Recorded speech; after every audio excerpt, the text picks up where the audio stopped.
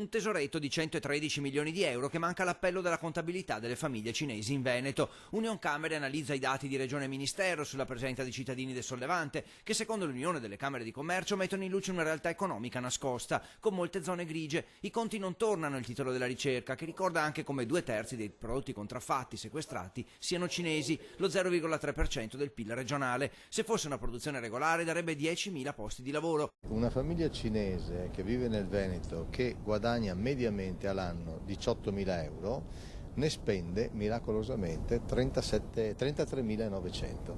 Se per gli italiani c'è il redditometro, evidentemente ci deve essere anche per i cinesi, qualcosa non funziona. In mattinata il presidente Zilio e l'assessore regionale Elena Donazzan si sono recati nel centro Ingrosso Cina in zona industriale a Padova per fare qualche acquisto. Oggi presentiamo una fattura, per modo di dire, un documento di acquisto cinese. Ricordo che nel 2008, appena aperto l'Ingrosso Cina Padova, abbiamo fatto la stessa operazione, abbiamo acquistato dei prodotti e abbiamo avuto la stessa ricevuta. 43.000 i cinesi residenti in Veneto, in media poi ogni cinese spedisce in patria 3.000 euro all'anno, tutte cifre sulle quali Unioncamere chiede di fare chiarezza, anche attraverso un protocollo d'intesa, il primo del genere in Italia, firmato tra regione e prefetture per coordinare tutte le forze dell'ordine. Questo serve ovviamente per essere più efficaci nel perseguire questo che è un fenomeno sociale dilagante, pesante, soprattutto per le ripercussioni che ha sia sotto l'aspetto del lavoro che sotto l'aspetto della sicurezza per i nostri cittadini